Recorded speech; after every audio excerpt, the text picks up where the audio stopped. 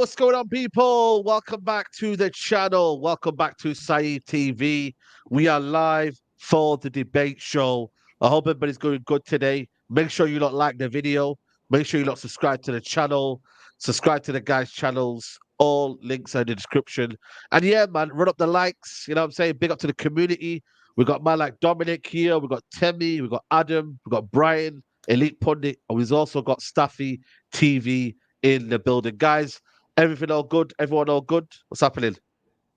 It's good. I was just saying how young Temi looks, man. He looks, yeah, man. He's just, hey, you got a medal. He's got the look today. He doesn't age, man. Look at him. He got that white teeth. Look in there, my guy. Appreciate you, my guy. Appreciate you. But no, all good side, man. There's a lot going on, man. There's a lot going on, so lots to talk about, bro. Man.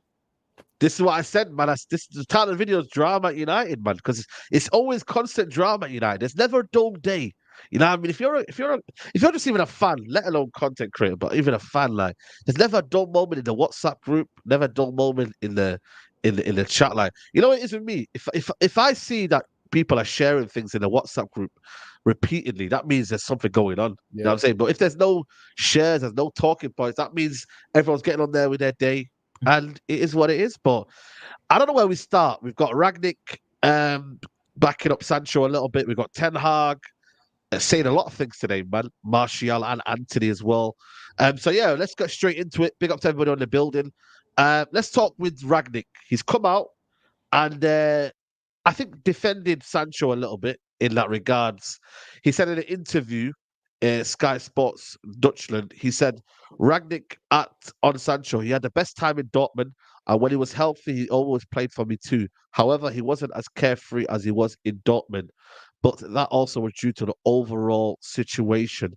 He then says, when fit, he was a starter and did well under me. He didn't get a chance to play in United. He has now he now has to get back into rhythm in Dortmund and really get back to the form. From his point of view, this move makes perfect sense. And then he carries on to say here, which is I think the biggest thing that everyone took away from it was, in the 6 months I had with him, there wasn't a single discipline problem. On the contrary, he's quiet and pleasant guy. Dom, I'll start off with you here. I always say in life, there's always two sides to the story, or maybe three. Because there's one true, and then obviously there's a truth in as well. Where do you think it is? Are you bored of the situation? Are you kind of like, it's good to hear this refresher from Rangnick that he's actually saying, you know what, fair play, like, Sancho ain't that guy that people saying he is. Yeah, where do you kind of take it, Dom? Mate, I'm not gonna lie to you, bro. Every time I'm seeing a Sancho clip, he's high-fiving. Where's Marco Reus in the changing room? He's now back on Instagram. I'm not gonna lie, it's hurting a bit, man. It's like it's hurting because he's a player, he's young, he's got skill. You know, for me, right? If something's going wrong, you're not gonna make if you feel like you've been hard done by, you're gonna make a big deal out of it. Sancho's not the loudest person in the room. You might see him on videos and stuff, whatever, but he's not the loudest person in the room. And Rangnick said it, he's very quiet. He didn't really want to be the loudest person. So for him to be the loudest person to the whole world in a tweet, that doesn't seem like him. So for me, that makes me feel like what really happened. It makes me feel to come out and say something like that. He must have got triggered and 100% feels that the information being told by Ten Hag is incorrect. Because why would you change your personality, come out and cause... He's not stupid. People keep saying he's 21, 22, whatever. He made a mistake. He's stupid. He's naive. I'm sorry. You're not naive. You know that you're going on the attack because you want to try and protect your reputation regardless of the ramifications. So for me, I'm sad that I'm seeing Sancho... Actually, hard. I'm not saying he's happy, but I'm sad that he's not happy with us. But at the same time, I can't blame him because this is a graveyard for talent. Manchester United, if they started to invest in funeral homes, they'll make billions. Because we just people walk down the aisle, sorry for your loss. Sancho, freaking Falcao, Sanchez, Angel Di Maria, all these good players, we just kill them, bro. We kill them. So it's a massive shame for me, man. And I just hope that Sancho can see that form. But I do think something happened and Sancho has been hard done by. But at the same time, him being young, he's not had the right people around him to say, look, I know you feel hard done by, but there's different ways you can go about it. That's my main thing there. Yeah, no, 100%. I agree with you, man. I think it's a sad situation the way it's happened. You know what I mean? I've always maintained the stance, and a lot of people think that I'm taking sides here and I'm Fire FC, but I'm the truth FC. I'm you know what I mean? I'm balanced in that aspect of listen, I think the manager said what he had to say, but then also Sancho responded in the way he responded. We'll never know the truth because No, obviously, we're not in the training ground. We don't know if Sancho's not been training. People say, "Oh, he never did the same thing at Dortmund." Well, why did Dortmund want him back then? You know what I this mean? is what I'm They saying. thought he This is was what I'm not saying. a great So, trainer. So on that point as well, if you think about it, you know what really bugs me when people keep going, oh, but if we had Haaland, he would have cooked because Ollie tried to get Haaland. If we got this player, he would have cooked. How do you know they would have had the same progression at Manchester United that he would have had at City? City set up for him to thrive, Yeah. to have the chances creation, to have the senior people we can learn from. If Haaland came to Manchester United, I would literally bet, well, the mortgage rates are higher at the moment. Let me just bring it down. I'll bet Yeah. £10, right, which is a lot, right? Cost of living, right? I'd bet £10 that Haaland would not have the same effect at Manchester United if he came the same time into Man City than going to Man City. Like, honestly, people keep going, oh, but if we signed him, he would have absolutely killed it. No, he wouldn't have, because we don't give people the right foundation to thrive and grow. Tell me it's one person that we've signed that is amazing that we've actually improved in the last, couple of years. Tell me, one person. There you go. So Yeah, I'm not even it's surprised, hard. bro. It's hard. Yeah. And tell me, what are you saying about the situation, man? Where's your head at? And then obviously we'll get the panel, everyone else involved. Yeah, there's a lot of weird emotions because from a player perspective, I said this a million times, and I think people disagree. I think Sancho's our best wide player. Like, I think he's a lot of people disagree. A lot of people like Marcus Rashford. A lot of people, like Garnacho. The type of wide player I like players who play like Jadon Sancho, technically gifted, makes the right decision time and time again. I think a reason a lot of United fans disconnect from him is because he's not like Rashford in that he's extremely athletic. He has the pace, the power, but he has this. He has the football IQ. And one of the reasons we struggle is because 80% of our starting 11 doesn't have a football IQ. So I'm sad to see Sancho go, but there's still some things that, like you said earlier, Said, there's one side of the story, there's this side, and then there's the truth, right? I still think Sancho, what Eric Ten Hag said was not that big of a deal. If you think it's true, if you think it's not true, I think managers call out players all the time. Like, this is not, especially in that way where he wasn't up to training standards. Like, I don't think he said anything that was out of the ordinary or crazy for managers to say. And I think it was wrong for Sancho to then post that tweet, because in football, like in other sports, like basketball, these, like, we see players call out their coaches, they go on strikes, different things like this. That can't happen in football. Like, in football, the manager at the end of the day is the head honcho, and that's it. So you can't like go out and make a tweet like Sancho made. Then the apology back and forth, all that, it's crazy, but it's just unfortunate because I think that if he had said nothing, right, I think 2 weeks later he would have been starting in the squad because there was injuries.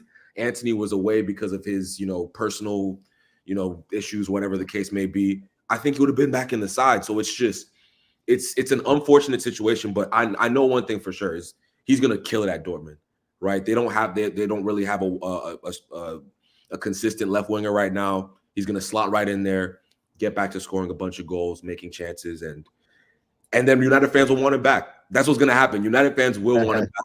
I think Eric Ten Hag, I would be shocked if he was here next season. So I think what's gonna happen, if I could predict the future in 6 months, Eric Ten Hag will be gone. Jadon Sancho would have had a great run at Dortmund. The new manager will come in, re-embrace him, and hopefully he's back in the squad. I think that's what's going to happen. It might be a pipe dream, but I just can't see. If Eric Ten Hag's not here, Sancho will be back in the squad. There's no question about that. Nah, Stuffy, you agree with that, Stuffy? What do you think in that aspect of the future now for Sancho, and also the Rangnick comments as well? You know what I mean? Like, what's your overall opinion on that as well? Well, hopefully he doesn't come back. I'll tell you that. I hope he stays there or goes somewhere else. because as D said in the beginning, we're a graveyard for talent around here, and the recent history proves it. You know, look at all the players that came here, failed, and then look at their time before or after they came here. Seems like we're the issue. Seems like you come here, you don't win trophies here, you flop here, you get attacked by the fan base here, but you're loved everywhere else. You're appreciated everywhere else. You win trophies everywhere else. I've seen our players win Champions Leagues before and after they join us. I've seen players win individual awards before and after they join us. I've seen players win World Cups before or after they join us. Hey, some of them won World Cups while they're playing for us, but they still wasn't good enough. So, you know, I just want him as far as away from this club as possible because I rate the kid. I think he does have some attitude issues. But, you know, everyone, when there was news that he doesn't train well, blah, blah, blah, they start going back to the history and they're like, oh, look, there was an article on August 17th in 2019 where this manager said that and this coach said that. But then Rangnick comes out today and he was like, I honestly never seen anything bad from him. The kid's been training. It means the kid liked Rangnick. He played for Rangnick. He trained for Rangnick. But no one wants to have the conversation that players down tools on this manager specifically. We've seen Ronaldo not respect him, even though I think Ronaldo's wrong, but Ronaldo didn't respect him. De Gea obviously didn't respect him. Varane, he had the issue with him. And then Varane, listen, I'll tell you what, Varane is a better guy than me and you because Varane actually, after all that disrespect, he actually still came back and still gave performances after the manager said, you know, he's not playing him for tactical reasons, just to play him with the same partnership for experience reasons. The guy, listen, the manager, I don't even know what to say about him anymore. He shouldn't be in a job, but he is in a job.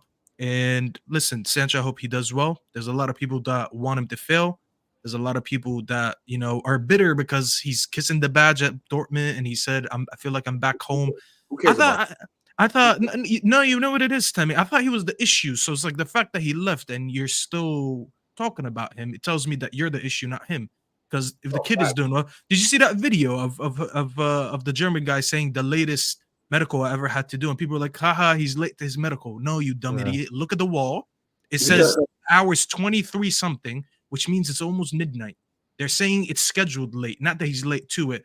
And just to get you even more angry if you want, he apologized to the guy twice and he still didn't apologize to your bum manager for about 5 months. So you can hold that, you can cry more, you can keep retweeting all you want. But listen, I hope he does well because it's going to mean one of two things. He's either going to come back after this bum of a manager is gone and he's going to play well against the next manager, hopefully, or we're just going to sell him for a good fee. I want him to have a good career away from United like a lot of players have done. And I'd still would like us to get some decent money out of this signing because we spend too much money on him for this signing not to work. So it is what it is. If Ten Hag is gone, which I think he will be before this, you know, by this time in 6 months, I don't think Eric Ten Hag's here, right? Why would Sancho not be? I think Sancho doesn't have an issue with Manchester United. He has an issue with the manager that's currently in place. You feel me? And I think there's an issue with the fans. You got to understand that. How many players? No, bro, hold up. Trust me on this, bro. Finish it. When I say it, when he goes and kills it at Dortmund, right? And we're still not scoring goals 6 months from now. Everyone's gonna forget. It's the same fan base that blame Pogba, bro. I'm sorry if I can't trust you on this one. I have enough evidence to tell you why. I know what you're saying. I hear what you're saying, and I understand the Pogba aspect is that there's a lot of layers. We all know there's a lot of layers to that. Yeah, there's a lot of layers. Yeah, This fan base glorifies players like McTominay that do press ups in training, and no, you know that was a conflict. Remember that clip of Sancho when he was doing half-ass press ups at training because they lost the game or whatever, and they were like, look, he's not even doing full press-ups. Well, I'm pretty sure McTominay does very good press-ups, so why don't you guys rate him now? This fan base, bro, I'm done with this fan base. Scores goals at Dortmund, and he's creating chances, and we are not doing that here. I promise you, every single fan that's giving him shit right now on social media, which is not a real place, are going to be begging him to come back. Of course, yeah. Fans are fickle. Fans are fickle. Yeah, 100%. Come on, bro. I'm gonna start watching Borussia Dortmund, man. Yeah. But honestly, like Borussia Dortmund watch along on my channel tomorrow. We'll be Fair there. enough. We'll be pissing off the likes of Griggs because Griggs doesn't like Sancho. So hold that, Griggs. Make sure when you see the video tomorrow. Griggs, that's check why I the didn't video come at today, least. man. Shout out to Griggs. You know what I mean? Before I get Griggs can hold that. Brian and Adam, big up to Stebby says Anton explained Sancho saga perfectly. A couple of super chats from Biggie Third. So due to the game on Sunday, our fans are saying Mino is already better than Lascelles. So I think we are jumping the gun like we always do. Of course What he you is. say. We'll get onto that later on. Don't worry, Biggie. On its face, what Eric Ten Hag said wasn't bad, but the statement was open to suggestion and people ran with it. If Sancho didn't respond, they'd still cook him. That's facts as well. Brian, you have a different point of view in this one. You know what I mean? I think you're sticking with the manager, or you know what I mean? Let me know No, what I you mean, think. I don't Right. think it has to be one or the other. I think you have to analyze both Yeah. situations on merit. Sancho has been at Yeah. Manchester United. He has had 3 managers, right? Ole was his manager. Ole was the one that signed Sancho, right? And even Ole wasn't his biggest fan after signing him. He even criticized him after he left Manchester United. So this whole Rangnick came in and said some nice things about his performance and discipline. Let's be clear. Ten Hag didn't call out his discipline. He said, I have his quote right here, on his performance on training, we didn't select him. Everybody has put all this other stuff on Ten Hag about his thoughts on Sancho. Everything, oh, he thinks his discipline is bad. He thinks that. He's only said, your statement is the reason why you're not playing. If you apologize, you play. And he didn't take down his statement. So this is Sancho's fault, not Ten Hag's fault. He put out a statement calling the manager a liar when all the manager said was, hey, your performance in training wasn't good enough, I didn't select you. Every single manager in the history of football has had the control to make that decision. There's no manager that goes into training and sees a performance and says, okay, you didn't train well, I'm going to pick you. Like, that's not how it works. So I don't understand why everybody's like, oh, well, Ten Hag is punishing Sancho. The only reason why Sancho hasn't played for Manchester United is because of that stupid statement he put out. And because of his pride, he didn't take it down. He's a young kid. He needs wasn't to playing learn. before that. Let's not revise that. He Oh was my sitting on the God, bench he while was playing going Rashford to in be the 9. selected. He Let's be was clear. gonna. He We had was no an structure. option. He played him as a false 9 all of summer. He and was the an minute the season option. started, Let me listen, you can speak. get I loud, let I you can get speak. loud I let too. you say what you wanted to say. Listen, I'm not Brian gonna do lie, this. then. I'm not gonna do Don't this lie, thing. And don't Listen, lie. I'm not gonna then. go. Don't lie. then. Don't lie. Don't lie. Stuffy, let him make his point and then you can challenge it. Stuffy, No, you but make just your don't point, lie, bro. I and don't then- like when people lie here. Don't say he was gonna be selected. There was like about 4 games before that where Are he you done? wasn't selected. Are you done? If you're done lying, then I'm done. Okay. The point being is, this season is long. All right. Sancho would have had time to play. We've had multiple injuries. We've had games where the manager didn't even want to play Højlund up front. There would have been situations where Sancho would have been useful, but he chose to take himself out of the selection process because of his own pride. It's as simple as that. He didn't want to apologize. I don't care about this whole thing, whether you think Sancho is the greatest thing since sliced bread. Football is about respect. Jose Mourinho will tell you the same thing. If you don't have respect for your manager, you're not going to play. It's as simple as that. To back up Brian's point, actually, to be fair, the amount of injuries we've had, Sancho would have been playing 100%. So he's only playing because there was injuries. He's only playing because a week later, Antony had to go to the police in Brazil. Tell that to Donny Van de Beek. So he wasn't going to be selected because he thinks he's a better player than Antony, who, by the way, now, not what, about 4 months of us watching him play consistently, we all want him gone. So imagine you was Sancho sitting behind his bum in the selection, and you're like, bro, I'm better than this guy. Why is he You've been getting watching football for a long time. That's what happens. When there's injuries, you take your opportunity, you play, and you can become a starter. Why are people acting like as if this is unique situation? How did Saka begin his career at Arsenal? How did Rashford begin his career at Manchester United? Injuries happen. You play, you stake your claim, and you become the starter. What? Like, I don't understand why this is an issue. Something. I love that you said that. Now let me ask you something, because you think you did something there. Okay. We go to the summer. His voice breaking. No, am I breaking? No, you carry on, bro. You carry on. So let me ask you something. They go to preseason tour, US. We go to watch the game live. Tammy was with me. We play Sancho all of preseason as a false 9 because Martial was injured and we didn't sign Højlund yet. First day of the season. By the way, we all said that Sancho did well in preseason, but everyone told me preseason hype. Okay. Come the first day of the season, Martial's still injured. We still didn't sign Højlund. What does he do? He plays Rashford in the 9. You just told me when there's injuries, there's players that play and get opportunities. He got an opportunity all summer to prove himself in games, and he took those games seriously. He didn't take them like he didn't say, fuck that. That's preseason. I'm not going to turn up. He turned up. He played well. I've seen him score with my eyes. He was right in front of me. He scored in the goal right in front of me. And I have this. So I have evidence if you want to sit here and loud about this one too and say he didn't do shit. He did well in summer, and the players was injured, and there was no striker. And he said, fuck everything we did in the summer. Rashford, you're playing in the 9. He put him in the 9 against Wolves. He put him in the 9 against who was the two other teams we played after? First 3 games. The same thing. And we all sat and were like, wait, why did we do a false 9 all of the summer just to play Rashford in the 9? And you wanted to tell me that when there's injuries, there's opportunities. Well, he clearly tried to take his opportunity, and it still didn't work. So please explain that one That's to a me. good point. That is a good point, O'Brien. It's not a case of waiting for opportunities. The opportunity was there for Sancho to be deployed as a false 9, and that's where he felt a bit aggrieved. Obviously, in that aspect. Said and Staffy, listen, I'm old school in the sense that your manager makes the final call, and you have to be patient and bide your time. Like, people are acting like as if football is this different situation with how selections happen.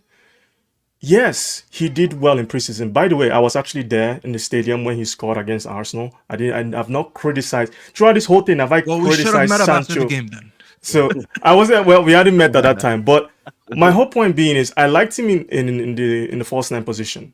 But again, I will say it again. Sometimes you don't get picked even when you think you deserve it in football. It happens. Okay? It happens. We are not going to get a manager to lead this club into a good place if we keep doing this thing where a manager makes a selection decision, and for a space of games a player doesn't play. All of a sudden, that manager is terrible. He's making the wrong decision. It can happen. You don't know everything happening behind the scenes. I don't know everything that happened behind the scenes. Or all I can take from is Sancho's performances when he actually does play. And to be honest, if we're being honest, Sancho hasn't set the water alight at Manchester United. He simply hasn't. Under Ole, under Rangnick, there's been flashes. He has talent, but he struggled. He's not going to be the first winger from the German league to struggle in the Premier League. Like, we're acting like as if we signed this player that did well in his first season, was smoking hot under Ole, and then, he comes under Ten Hag and he flops. That's not what happened. He's been struggling, right? And Ten Hag has tried to help him. Nobody's mentioned that throughout this whole process. He's actually been the only manager that gave him time off to get his head straight and try and help him to get to a level where he can perform at Manchester United. But somehow that's Ten Hag being evil or something. Like, you can criticize Ten Hag for a lot of things, and I agree with some of the criticism, but let's be fair here. Sancho is doing this whole tour on social media of, hey, look at me, I'm enjoying life at Dortmund. Fantastic for you. Please perform. Because at the end of the day, it's not my career, it's your own career. If you don't do well, at Dortmund, it's over. Sancho, like, your bond's goods. Like, it's his own career on the line. Manchester United, whether we think they're shit, Manchester United is going to be here long before Sancho is gone, after Sancho retires. So it's up to him to take his care.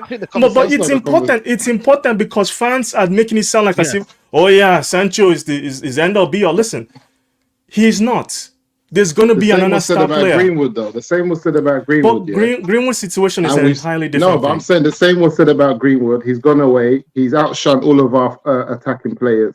The situation with Sancho for me is that we talk about Erik Ten Hag being patient, giving him time off. As far as I'm concerned, and from what I've known, that was a club decision. The club was looking after an asset that they spent over £70 million over, and they knew issues that were going on with that asset, and they chose to allow him to have time off. That wasn't a decision that was just, Erik Ten Hag felt like he was, so kind and generous. I'm going to give Sancho time off. And we also know that they wasn't happy with him coming out in the media and telling people the issues that were going on behind in terms of why Sancho took that time off. And then when we look at the situation with Erik Ten Hag and Sancho, we also have to look at the fact that who is playing out what role. Erik Ten Hag has previous with players in previous clubs falling out over petty issues, such as haircuts, We're dealing with a manager who has previous. Had we not been dealing with a manager that had previous, we would be having a different conversation. We're dealing with a manager who's also had issues with Raphael Varane, who's been a star prefect if we were in a school system. This is the brother that his shirt is always tucked in, his blazer is always right, and he's always on time. Here we come again. Eric Ten Hag, short-tempered, has no communication skills, starts falling out with players. But the issue is the man we're dealing with in Eric Ten Hag has previous. Are we saying that Sancho was right in every situation in terms of the issues that he's been in? Maybe yes, maybe not. But look at the manager that we're dealing with. And secondly, Eric Ten Hag is also hired by the same club and company that's hired Sancho. And obviously, they see Sancho as a bigger asset because he's also paid more money to be at the same company and club which Eric Ten Hag is in. This is a working environment. They pay Sancho a hell of a lot more money than they do the manager because they see him as an investment, a long-term investment, longer than the manager. So we're looking at a situation where we're saying is this, if we're talking about the betterment of the club, Eric Ten Hag is going to be long gone while Manchester United is still here. We're talking about a player who was 22 turning 23, a long-term investment. We're talking about a player who was one of the best wingers in world football when he came to Man United, the graveyard for talent and for players who are on the up. This is what we're dealing with. Let's look at the club as a context, as a whole, and let's look at the situation this young talent has found himself. Not the only player. There's loads of players that found themselves, and some players are more senior and experienced at Sancho have come to Old Trafford and said, yeah, this place, you need to get out. It's basically like the Get Out movie. You get in there and there's teacups and people are being twanged and you're trying to get out of this club. So the reality is that he's not on his own. We talk about waiting for your time, being patient. We've seen players do that, just like Donny van der Beek. The brother sat down and not said a word. And we've seen him get no airtime. And now we're dealing with Martial, who we've been told has been injured and sick. And that's for the reason that he's not in the squad for the games for the last 3 or 4 games. So for me, it's not even just about the players. There's a whole context in hand, but we're dealing with a manager that has previous mandem. You have to look at this man, in terms of his communication skills and falling out with players. That's all I've got to say with it. On this point, right? It's been dawning on me for a time, right? The players, and not the players he's bought, the players that he's inherited don't respect him. And I've realized they do not respect him. And you know where it started from? When a new manager comes in, you get the manager bounce. You're like, you know what? This guy's cool. This guy's cool. But don't forget, we're dealing with Manchester United players who have always never had the whip cracked on them, right? They don't like to be handled and managed and told what to do. They've got rid of so many managers, right? So the manager comes in, they start winning and so forth, cool. But then we see Ronaldo. Ronaldo is the first stimulus in this situation of Ten Hag downfall. But at some point, he will go. It's a fact. It doesn't even matter if he wins the Premier League this season, Ten Hag will go. It's inevitable, right? So Ronaldo started it because as soon as Ronaldo disrespected Ten Hag, the players start to realize, okay, this guy's got a chink. He's got an Achilles heel. If one of the greatest footballers in the world, and by the way, I don't respect what Ronaldo did in the slightest, waste man, but one of the greatest footballers in the world disrespects Ten Hag, what does that do to the people that look up to him? What does that do to the people that respect him and have a T-shirt in their house? So that was the first cog that went. The second cog was that Henderson. Don't forget, Henderson came out and said, I didn't meet Ten Hag. I didn't meet Ten Hag. He was around the training room and training, didn't want to talk to him. Henderson, he could easily work in Tesco's on the tills. Like, who is he? Right? So Henderson's having a go at Ten Hag. And then we get the Maguire situation. Check this out. Maguire's been captain for a long time. He's rubbish. We know he is, right? But he's been captain. You've got to deal with it in the right way. Maguire has a loyal fan base, believe it or not. There's a loyal fan base to Maguire, right? There always is to the biggest captain and so forth. He doesn't respect Ten Hag. Now, the worst thing that happened after this is that Rashford does not respect Ten Hag in the slightest. If you see in the latest thing that came up, Sancho put up a picture and Rashford's put, yes, sir, good to have you back on the pitch, right? Benny McCarthy as well. Benny McCarthy, right? Any of you people, right? Any of you in any of your jobs, right? If someone does something bad and you want to keep your job, you will never back the person in public. Do you agree? If you want to keep your job, you Nah, would never back the person who's done something divisive, whether it's right or wrong. You wouldn't back it just to say. In the background, you might back it, but in public, you wouldn't back it because you want to keep your job. Rashford has backed Ten Hag, has backed Sancho in the public hemisphere because the brother does not respect Ten Hag. If you don't get respect from your biggest players, Lord help you. Before you go, Timmy, I want to get Adam's point of view in this. Do you agree with that? What he said there, Dom? And what's your assessment as well? Give me your assessment. Yeah, I agree. I agree with Dom. I agree with Musa, Staffy, and big parts of what Timmy said. I don't agree with everything Brian said, to be honest. But I think the most important point is what Musa said, because I was with the manager on the Ronaldo thing. I was with the manager early on with the Sancho thing. But then you start to look at the bigger picture, new evidence comes out, and then you start to look at the past and you start to look at how he handles interactions and social dynamics. He's very clumsy. He's very bad at it. And my point, the thing that really that I want to understand is, what does he do to push people to the limit where they say, you know what, fuck this, I don't mind.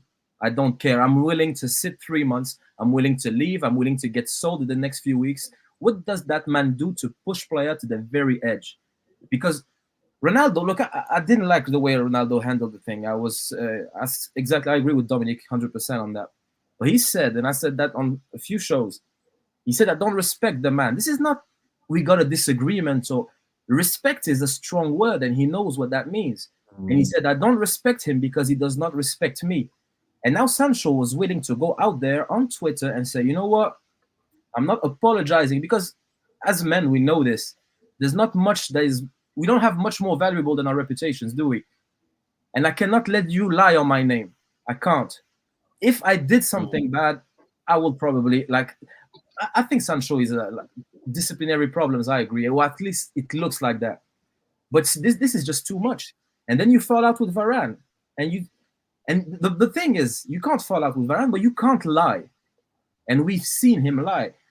Varane is not playing because of tactics, and he plays on the right side and he can't play on the left, and then Evans plays him on the left. And then he plays exactly that for a few games. He's taking the piss. He's really taking the piss, the manager. And then now we have the thing with Martial, when he shouted at Martial on the pitch for pressing or something, but it wasn't Martial's fault. I think Martial struck back, answer back, never played ever since. Martial's been ill for a month and he doesn't want to go. And now all of a sudden, I think he's criticizing him today. We need to talk about that as well. Yeah. Donny van de Beek thing. Donny van de Beek, I think we spoke on that with Musa once, I think. Donny van de Beek wanted to leave Ajax, and Ten Hag really did not want him to leave.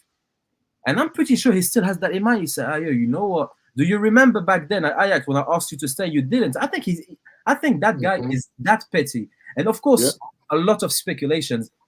But if you go back into Ten Hag's background, I think he comes from a very wealthy family of real estate, and they have everything in the Netherlands. And he went into football. He didn't go with a family business.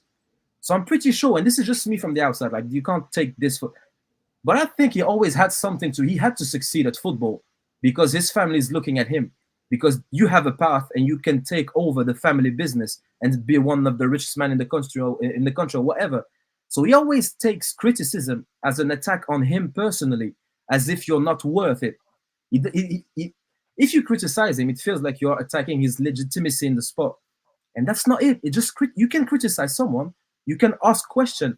He doesn't take anything at all. He doesn't take criticism, doesn't take comments. Adam, there's a reason why he went to Spurs on an interview and they didn't want to hire him. They said he didn't have the personality. If you don't have the personality to manage a Spurs that was shit at the time, and you get hired by United, there's something wrong there. Exactly. And not to mention, by the way, some of the other players that you mentioned. Personal for you, Staffy? Why is this so? It's so personal. It's like wait. It's so personal. He just listed all this, and when I mentioned Spurs, it's personal for me. Did he steal something from you? Bro, he's a liar, bro. First of all, he stole my smile, bro, because I can't watch this team and get excited about this team. That's powerful. You've lived like that for the past 13 years. The last 10 years of Manchester United being Oli gave us some good days, man. He terrorized City. But you know what it is? You know the difference between these guys? Let me tell you the difference, though. No one came into this club and said, eras come to an end and spoke with just like this guy just to do all this bullshit. Yeah, Okay, he's I've so- seen Elanga. By the way, I just Tom want to Hoy. add to Adam's list. When Adam talks about these players, I've seen Elanga. By the way, Elanga today also reposted Sancho's thing, and he said, "Go shine, bro," shine. something like that. Elanga just scored against us 2 weeks ago, and I saw the meltdown from the United fans. Oh my God, look how ungrateful he is. He's dancing in the what's it called, in the locker room and all that. And bro, I'm thinking about it. I'm like, this is a player that last season got his loan blocked so he could stay in the club. He told him he's gonna give him minutes, didn't give him minutes, and then got so. By the way, remember he was linked to Dortmund last season, and then he ended up getting sold for 15 million to Forest. Even Elanga, who we've never heard anything bad from, the kid loves the club. Okay, he's a man born and bred, like everyone likes to say. And even he's had issue with this manager, and he's dancing on our graves after he beats us. Same thing with Hannibal. Yeah, Hannibal you know was what's smart. Remember after the I forgot which game was it? Was it an Everton game or something? And he came out and he praised him. He said he's gonna give him minutes or whatever, and then he didn't play for a whole month after. And now Hannibal's looking at this. He's like, bro, I'm learning from the past. I've seen the same shit happen to Elanga. I'm leaving. And he's taking the first loan out. Sevilla. I'm thinking Sevilla's about to get relegated in La Liga. And he's still going there, overstaying with this manager. It's not a coincidence that every big name and small name in this club doesn't respect him. Exactly. And it's very evidential. Another thing, he's not very consistent, is he? Because you have people who look on the pitch like they are giving absolutely no effort whatsoever, and they are 100%. still being picked. And if I'm a player, look, I can deal with discipline, but I can't deal with being unfairly treated. This is something humans don't take very lightly, and we don't take that very well. You can criticize me, you can be harsh, you can be very authoritarian in your ways. Fine, fair enough, but you can't be unfair.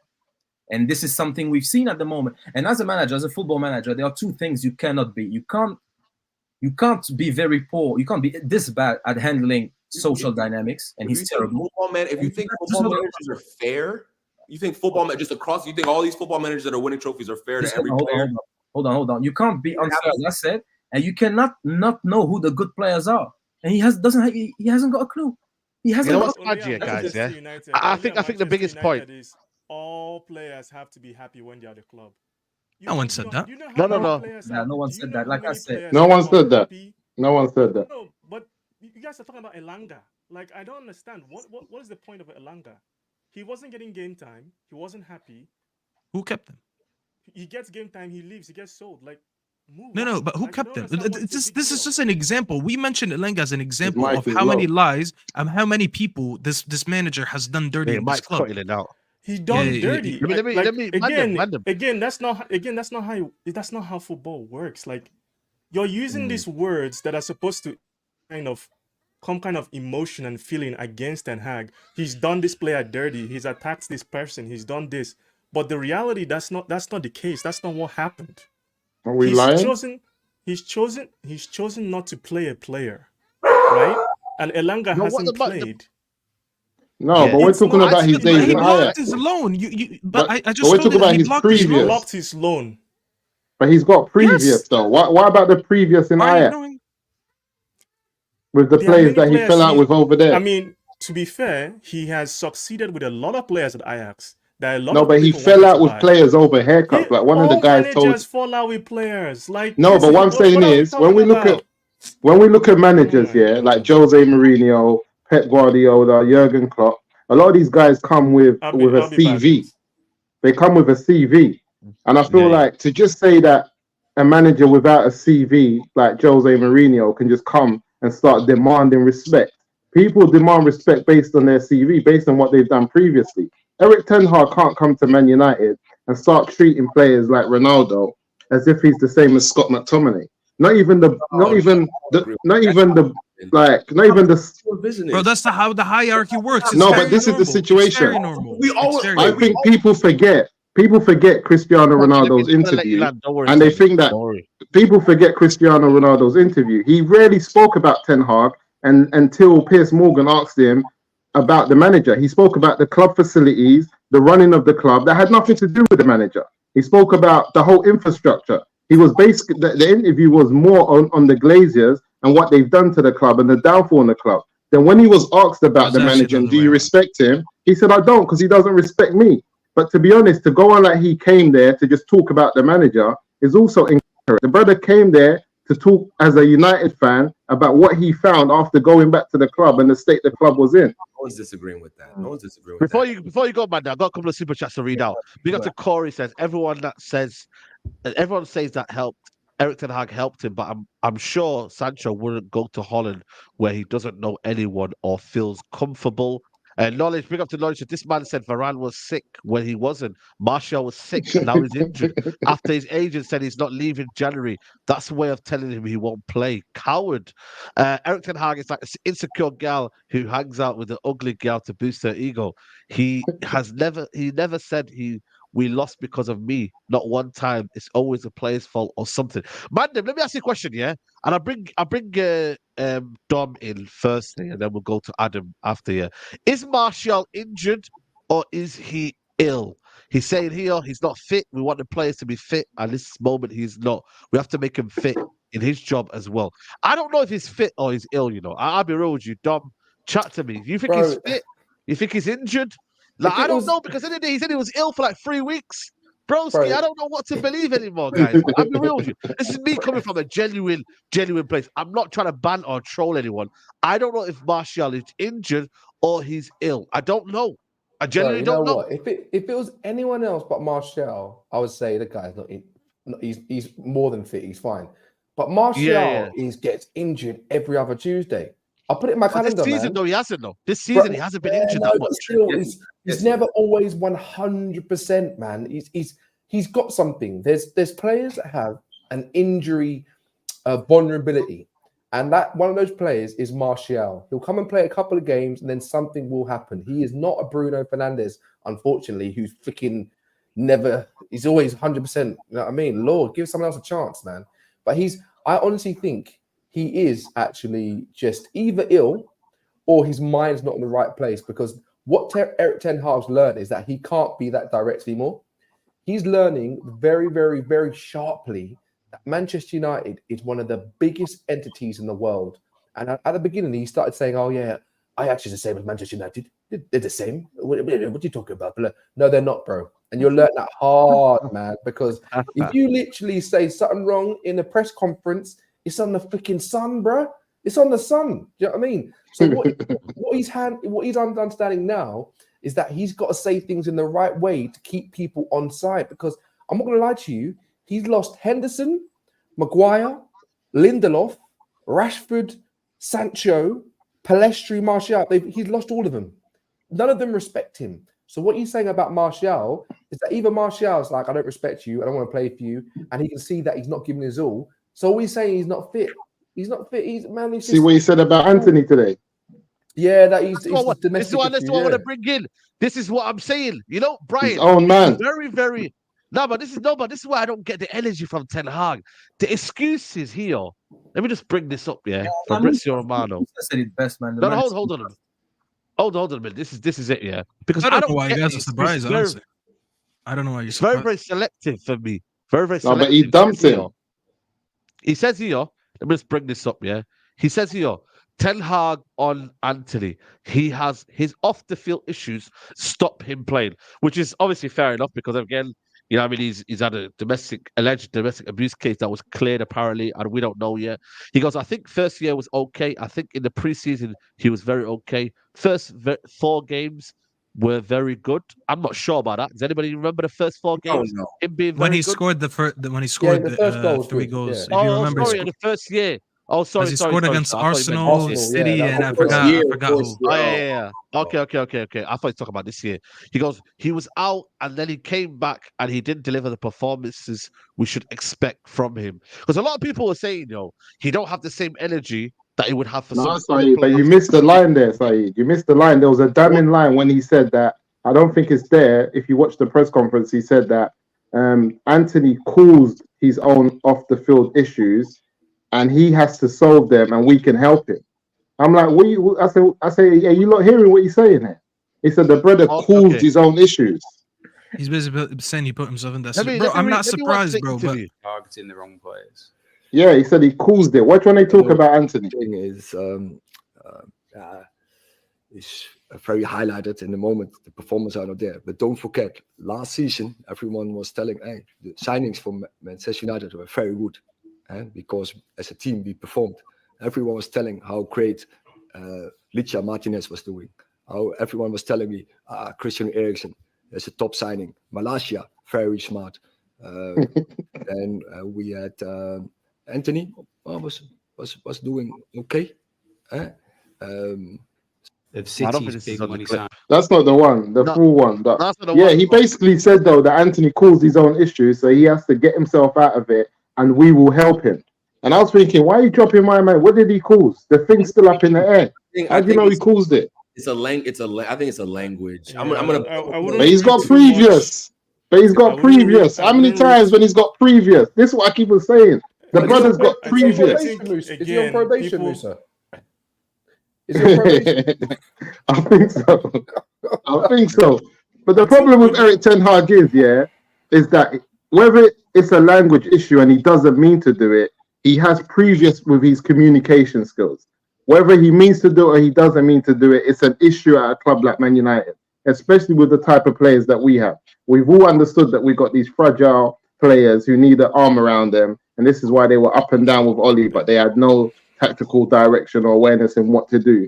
But the reality is this, the brother has previous. So the question we're asking, do we put up with someone like this who just always falls out with people? Where are we going to go with someone like this?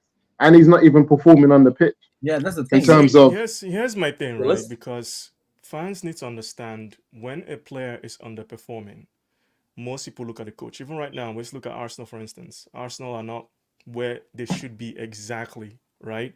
Everybody's now starting to look at Arteta. But last season, oh my God, Arsenal had the best 11 in the league. They're going to kill Man City, all that stuff. Everybody, they give Arteta credit, but everybody was saying Saka best player in the league. All that nonsense. It is the manager's job, in my opinion. I think everybody will agree here, to get performances out of the player. And there's only Yeah, of so course. much you can do as a manager to get that, right? Now, signing the right kind of player with the right mentality and right skill sets, that helps. Manchester United do not do that. We don't do that. We sign either players that are physically not what they should be or mentally not what they should be. And that happens through multiple reasons. We either don't trust our scouting network, or Yeah, I've got the we quote, don't by the do- way. I've got the quote. Sorry, go on, You want Brian. to show the Sorry. quote? Okay. No, We you don't carry do on. the research we should It is do. a quote. So ultimately, Ten Hag has a tough job in balancing both. I think he has to do better in regards to getting performances out of players. Like, for instance, this season, Rashford fell off a cliff. Where did that come from? What happened to Rashford this season? All of a sudden, he's performing like as if one of his legs just don't work anymore. He looks like he's lost pace. He looks like his confidence should have dropped. He got a new contract, for God's sake. So why is his contract gone? But, I mean, why is his performances gone? Like, completely gone. Not even like he's a little bit worse. No, he's back to the season before Ten Hag.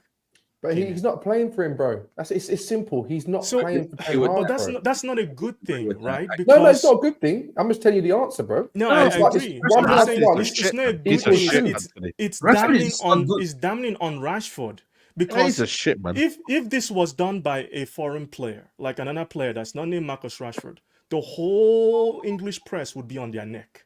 Like they would be Yeah. going after that He's player. just not good enough. He's just not They good would. enough. but you Like, see those Do you quotes you think put up, do you think right What's that he say, sorry? Rashford, that Ten Hag is making No, so Rashford that quote saying you put up. he's saying to Rashford, "Oh, Rashford, run into three people and keep doing it all game." Does No, anybody think Ten Hag is telling? Rashford. I no, think no, no. Rashford is Give me a hiding proper behind answer. the Give me a manager. proper. No, to be honest, Is that direct? Let me I answer quickly, think I just think quickly just to answer answer the me question really that quick, direct is question, Brian. Brian, after this Yeah. direct question, is Ten Hag no other context? Just tell me this question: Yeah. Is Ten Hag telling Rashford could constantly within the game run at three people and lose the ball when there's no space? Yes or no? No. No. Okay. So my point here is that Rashford is disobeying Ten Hag's direction. He's just right? not good enough. He's just not Wait, good wait, enough. wait, wait, You know wait, what? wait, That's wait, wrong, one D. second, one second. Can I? No, hold on, D. One Before you second, move one on, second. Let me we just need finish. to address. Let me No, finish we this. really need One to address second, that. One second, D. That's Staffy. D, we One second, can't bro. move Let me on finish from my that. point. Let me finish my point. Let me finish my point, bro. So No, Aaron. we've just said that Ten Hag is not telling Rashford to run into three different people and lose the ball consistently. And I mean, he does it 6-7 times a game, right? So if he's not telling him to do that, why is Rashford doing it? And it can't wait to me. I know you're saying he's not good enough, but I tell you right now, It's not about the output that he's doing. If he's just not running to 3 people and passing it back, we can say, okay, Rashford's not doing something out of the ordinary. He's just playing it safe. Fair enough, you're playing it safe because maybe you're not confident or you're not in that vein of form or you need something. But he's not even listening and saying to it, pass back, keep the ball moving. He's directly going against the premise of what good football is. Do you see what I'm saying? Yes. Can I tell you I have an issue with your argument? If you're talking about an individual player not playing well in this front line this season, I would 100% hear it. Here's the issue that I have. None of the players in that front line are performing. And this is why, as much as I have my issues with Rashford, and I do call him out for not being good enough, in my opinion, I can't call him out on his own this season because I've seen Garnacho struggle. I've seen Højlund come in, score 1 goal in 14 games. I've seen Antony, his signing, struggle. I've seen Martial, when he's playing, struggles, even though I understand he's not fit. Sancho, when he was playing, struggling. If the whole front line this season is struggling, I need to start looking at the tactics and not just the individual performances. Because Rashford has had a couple good performances and a lot of shit performances. But I could say the same thing about Højlund. I could say the same thing about Garnacho. I could say slightly different to Rashford, bro. Garnacho is slightly different.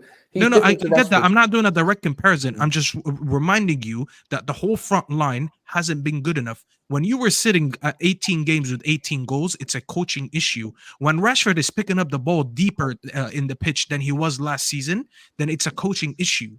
That's the thing that I'm trying to call out. When we go from creating, we had last season Bruno create the most chances in the league. Okay, we all sat here. Some of us were Bruno in, Bruno out. It's fine. But we all agreed on one thing. We had a system that enabled him to create the most chances in the league. When you go from creating the most chances in the league as an individual, and now your team as a whole is ranked 19th in chances created, then this is a coaching issue. This all falls back on the manager because it's not one or two bad players. Last season, Musa, if you remember, we had too many good players, only a couple bad players. And those are the ones that we said, if we get rid of them next year and bring in new players next to the ones that are already playing well, we're going to be a serious team. But the whole team is not performing. Can you name me right now, easily, if I tell you name 5 players not playing for him. That are playing well this season, you're going to struggle. They're not playing for him. Yeah, they're not playing for him. This is why I'm surprised. That quote that he said about Antony, he's star boy that he bought in for 100 million euros. If I'm Antony reading that, the brother's thrown him under the bus. Have you not? Is that gone over your head? What Saeed just put up? I keep that, Musa. I've read Has that just gone over your head? That's his star 100 million pound boy sitting at home before the game against Spurs on Sunday, and your manager's saying that. You know what, Musa? You know a manager has lost the dressing room when McTominay is the first name on the team sheet. You know, 100%, bro. That's the same McTominay that down tools against Bayern, by the way. And Musa, let me tell you, Musa, why I'm not surprised, because I think you're sitting here adding surprise. 1 second, Adam. Did you forget that the first player he benched in that midfield when the team was looking shit was Emrabat? Mount came back from injury, benched him. The first player to get benched in that front line was Antony. All his players that he brought in were the first players that get benched. So he already threw his players under the bus in terms of on the pitch. So are you really surprised that he's coming out and saying this in the press? I feel like you just forgot that. I had to remind you, this is normal for him. Adam, go back to your point. Go back to your point, Adam, as well. Apologies, I want to finish your call. No worries. But if you look back at Jose Mourinho, when things started going wrong, McTominay was playing all the time. Ole, same thing. It's true, man. He's not gonna make it. Every time you can point when a manager starts going wrong, the moment McTominay is back. That's a formula, you know. Do you know what it is? And I can answer why that happens, right? Brian, let me land on this one real quick. Temmie, before you go, Temmie, I want to address Dom. He doesn't tell Rashford to run into walls but he isn't telling or coaching him to. Same way he doesn't stop Bruno from spamming. He gives them freedom to make those decisions in the final third. That's facts, absolutely. Temmie, go ahead. He has McTominay in the final third, not Bruno. Temmie, go ahead, and then Brian, you go after Temmie. No, I was gonna say, like, Saeed, I said this a few weeks ago. Like, once we get this new regime in, I'm completely okay with them making the decision. Picking their manager. I have no issues with that. But the thing is, now we're seeing, even in the first few weeks of this Sir Jim Ratcliffe shit, like, there's a lot of sketchy shit is going on, bro. A lot of sketchy stuff in terms of decisions being made, the power struggle, all this stuff already. So it's like, bro, even with this, in the first few weeks of this regime, it's like, it still feels shaky, bro. It still feels very shaky. My issue is I agree with this season has been dog shit. There's no other way to say it. It's been terrible.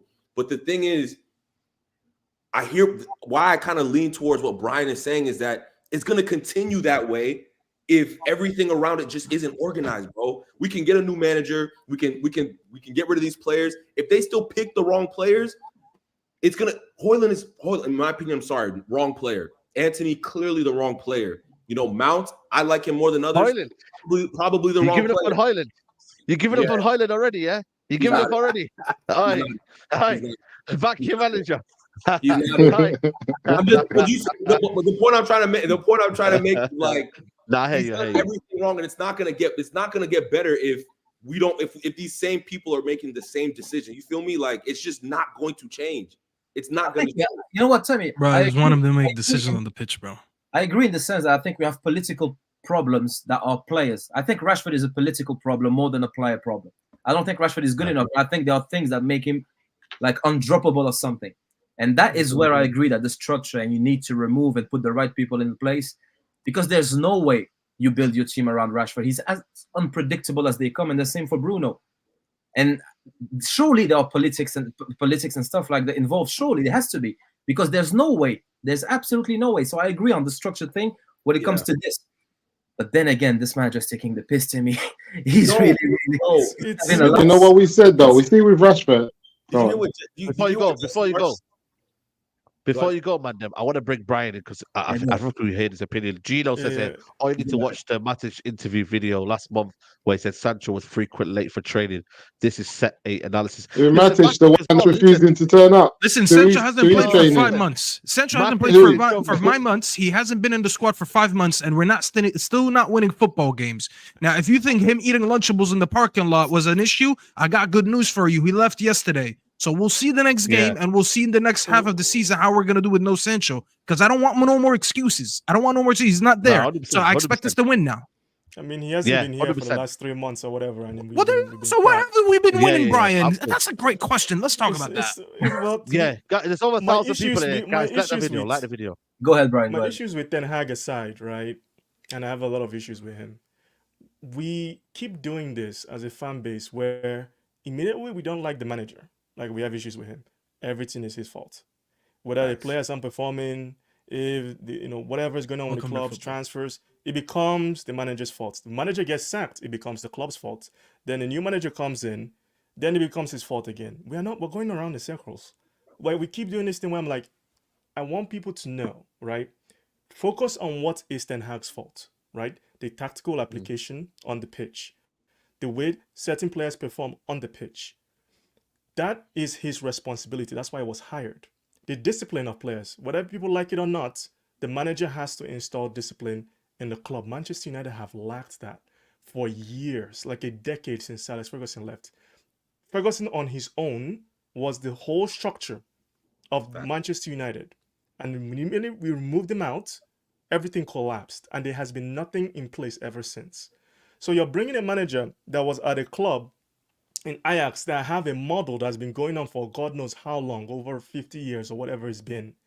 And he had structure there. He had support there. He had everything he needed. He didn't have to deal with certain things.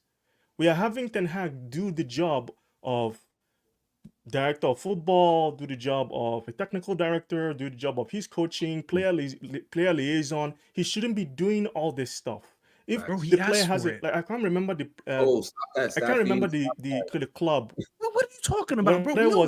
He asked for it.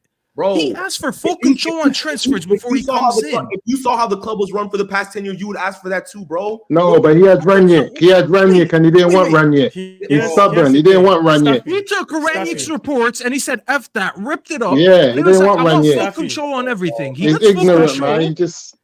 No, Brian. If I hired you for a job, this is where I have problems. This is where I have problems. Manchester United fans. You have to let him finish. This is where I have problems. Let him finish, please. What more am I supposed to have a debate? Rangnick. Let him land. Listen, Rangnick came out and cost out almost all Manchester United players and said they were not good enough. A lot of them had to be sold, right? Great. And now we are criticizing Ten Hag for having the same attitude of wanting players. He doesn't have the same attitude. Right? He doesn't. He doesn't He have the wanted same to give the attitude. players a clean slate. All right, have a clean slate. I'll give you guys and judge for myself. But who is he to As do that? Who is the he manager to of do that? Manchester United. Bro, he's Whether the you guys Just, manager. like it, I'm so Who is he? confused. Wait, Who is hold he on, to do Musa. that? Who is he? Who is he? Who is he? If Rangnick had stayed, do you think we're gonna clear out 10 players and bring in 10 players? No, Bro, what we're no saying one is said this. that. No one said No, that. what we're saying is this though. What we're saying is this. You have someone who's who known else? Who else would have? to build clubs, Who else would have made that decision? is able to identify players and has a CV of doing so. We're just saying respecting people in their position. It's like you go into like a car company and you have a mechanic there who's well known for fixing doing what he's doing. He's done an MOT on your car. He's told you what the issues are, and you're like, you know, I'm not going to fix it. I'm just going to drive it for a year or two and see how it goes. Who the heck do you think you are? My brother, let me respond. Let me respond. That's to a good this. analogy. Yeah, Real quick. So Go ahead. Jesse March, former Leeds manager, had an interview this past week, right? He was talking about Rangnick telling him specific things about what was going on within the club. You know, Rangnick was telling Jesse March, there's no connection, no cohesion. This group isn't talking to this group. That group isn't talking to this group. Why do you think Rangnick came out and said, oh, we need to sell 10 players and bring in new players? We need to rip everything out. They weren't good. Manchester United were not going to keep Rangnick. They weren't going to keep him after he said all these things, after he saw what was going on within the club and publicly talked about it. Rangnick was never going to stay. And on top of that, I love Ralph Rangnick, the idea of Ralph Rangnick. When we were playing, we were dog shit the whole time. Like, let's be real. No one is talking about what Rangnick did on the pitch. Here's why I have an issue with what was said, Temi. One second. This is what I have an issue with what was said. Because Brian just said, this is what I have an issue with United fans, okay? Let me tell you why I have an issue with United fans. When last season we were playing good, we gave all the praise to Ten Hag and Ten Hag alone. And this season, when we're shit, we need to go back and talk about the structure. Hold on a minute. I thought last year you played well beyond the structure. No one said anything last season. No one gave the Glazers praise. No one said anything about the Glazers because we were winning. Bro, no, don't do that. Don't do that. Don't do that. Don't do that. No, it's bro, don't even do that, bro. I'm not even blue ticked over that. I couldn't give a shit about Twitter. I'm telling you the facts. The facts that you wasn't sitting here last season talking about the Glazers because me and you were too busy happy about the performances on the pitch. I almost got a ball cap and wore it around to support Ten Hag. That's how much I believed in him. But when he comes this season and he's shitting the bed, we're all going back to talking about the structure. We all know that the structure is shit. You did that. Don't put that on everybody. Bro, stop pointing fingers at me. At least you know what? You know the difference between me and you guys. I can sit here. I'm not angry. I can sit here and raise my hand and say when I got something wrong. I can sit here and raise my hand and say when I got something wrong because I sat on this very platform with Saeed many times and defended Ten Hag until I saw he's not defendable anymore. But if we're going to give him praise for doing well, we have to give him criticism for doing bad because when he succeeded despite of the Glazers, he's also now failing despite of the Glazers. We have to keep the same energy. We're only saying that when it fits our narrative. Our narrative right now is we're losing because of the Glazers, so we're going to talk about it. Why didn't we have the same narrative last year? When he took over the job and he knew how tough the job is, if I hire you and they say, Brian, I'm hiring you for a job, it's a two-man job, but you're going to do it alone, and you accept it, if you fail at that job, I'm going to be like, well, Brian, I warned you. It was a tough job, but I warned you. So you can't sit here and start feeling bad for him when he made demands before he took on the job and now he's failing at it. That's why he's going to face the same. He's going to face the same fate as the managers before him. Rangnick, Oli, Van Gaal, Mourinho. In 2 years, I'm gonna let Brian respond back. Can I let Brian respond back as well? Because I wanna, and then I wanna move over to a different part of the podcast. Saeed, I'd like to touch on the Jesse March thing just after that. Oh yeah, as well. Brian, I'm not feeling bad for Ten Hag, Staffy. I'm feeling bad for Manchester United because the fans are the ones that, to be honest, are continuing to drive this cycle, right? We know what the problems are at the club. We know ultimately it's the Glazers. And during that whole period, Manchester United were doing well. I can literally show you tweets where I literally said, fans should remember that these players constantly always let us down in the end. Don't get carried away. People are mad now and upset because they spoke very big too early on Manchester United on Ten Hag. I, for one, knew Luke Shaw was going to disappoint us eventually because he has over the last how many years. Rashford was going to drop. If you go back to 2017, I literally said Rashford is our Theo Walcott. Like, that is who Rashford is. If people don't understand the kind of player he is, once his pace goes, he's done.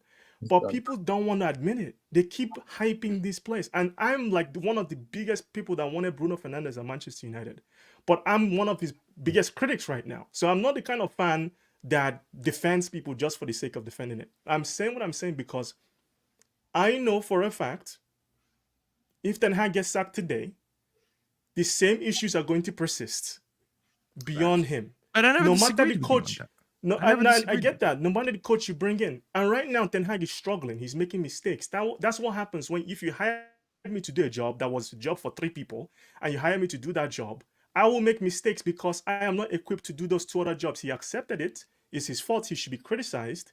But it is ridiculous for fans like me and you to not keep pointing out that we need a director of football. We need technical directors. No, We that's need fair. these That's things fair. in I was place. doing that in the summer though, Brian, because when we were going to the season and people were overhyping what he did last year, saying he overachieved, and I'm looking at you, Temi, when you said he overachieved, and then he goes signs Mount, and then people were saying we improved the midfield, and I'm like, guys, we didn't improve the midfield. Oh, don't be negative. We're gonna compete for the league this year, and I'm like, no, we're not. Look at this guy. He doesn't know what he's talking about. Look at us now. Look at us now. I never said we're gonna go that far. But I can differentiate between the bigger issues in the club, which is preventing us from becoming a big club that's competing for the league year in, year out. And I can also look at simple decisions on the pitch when it comes to personnel and tactics and say this manager can't get the simplest of things right, let alone making us a team that contends for the league. That's what I'm calling out for. I'm not calling out for the bigger picture. I'm gonna get Adam involved. Adam, before you go, Adam, there's 1.1k in here. There's only 366 likes. This is an Come on, epic guys, get the debate show, likes up. people. Come on. Let's get the likes up, people, man. Big up to Gino. I remember when the panel was saying Ten Hag was lying about Sancho training. So was Matic and Athletic included in this conspiracy? Listen, watch out for the Athletic, by the way. They write a lot of lies, you know. Don't listen to Matic is refusing to go in training himself, man. What are we doing here, bro? The brother's gone AWOL. Exactly. I'm gonna get this one after I bring Adam in. Memphis says the same cycle repeated since LVG, Mourinho, and Oli.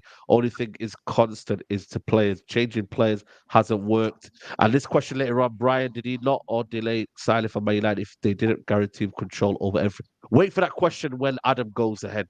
But yeah, Adam, go ahead. Yeah, because Timmy talked about the Jesse Marsh criticized what he said about Rangnick and the atmosphere was wrong and the structure wasn't right and nothing was right. And if you go back, because the players that people are criticizing at the moment are not the players that should be criticized, because when Rangnick was there and everything was rotten, Martial was on loan, Van der Beek was on loan, he dropped Rashford, he dropped Shaw, he played Teles.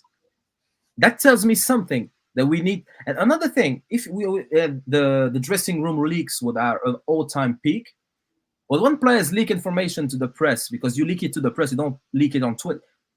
They do it in exchange for something.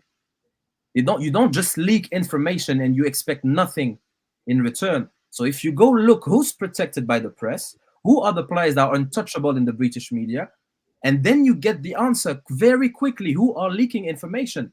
And another thing, going back to the structure, because that's one point, the structure has become this vague, abstract concept that we can blame for anything. But if you go look at the best clubs in the world and the one that have proper structure, if we had a good proper structure, Ten Hag would have been sacked at least 4 or 5 times already. A director of football would have sacked him. That's what would have happened. We don't have those. Yeah, but what people think, you can't just sack manager. No, you sack managers and you sell players until you get it right. With the structure or without a structure. I agree that the structure needs to without a structure. What's the But top? when we talk about the sacking of managers, the funny thing is the people that are most critical about the structure are the people that used to be gassed about Myrtle, and the people that want to believe that Bruno and Rashford want to stay. But also, guys, when we talk about the sacking of managers, which manager's been sacked wrongfully? Like, what manager's been sacked wrongfully since they've come to where is this? We just sacked manager. I think Van Gaal. Okay, Van Gaal. But listen, look, okay, we can say Van Gaal was an early sacking, but I look at it as that Man United have put a pedestal out for their managers, that if you've done more than 1 or 2 seasons here, the minimum is top 4 Champions League. You have to be getting into the Champions League. If we back you to the tune of 300, close to 400 million in 2 summer transfer windows, and we give you a time to build your team, going into the 3rd season, you cannot be not trying to make top four. Every manager I've seen get sacked struggled into their third or second season to try to make top four okay, if we look at LVG, how many seasons did he have? Two. Two. Got He second had 2 seasons, after and he got won the sacked in his second season, right? He got sacked the day he won the FA Cup. My guy, He got sacked when he won the FA Cup, but he didn't make the top four. Yeah. But to be honest, when you had a manager like Jose Mourinho on the wait and wanting the job, it was a difficult decision to make. It Yeah, wasn't a that's what- simple that's what I'm saying, decision yeah. how we're saying it was. Yeah. Jose Mourinho had 2 good seasons and finished second. The only way up was to finish second again, or at least third, but at least in the top 4. But in Jose Mourinho's last season, he couldn't make the top 4, so he got sacked. Then we brought Ole Gunnar Solskjaer in, who also in his second season finished second in the league, and then going into his third season, he had no chance of making top 4. He got sacked. Then comes Erik ten Hag, who has a good season, first season. People say that he overachieved, and all we're saying to my man is finish in the top 4 again. If Erik ten Hag shows us a team that is able to finish in the top 4 without these struggles, nobody's on here calling for his head. But don't you? We're see talking that- about a manager To be honest, who has to be honest, half the season left, and everyone here saying he can't make top 4.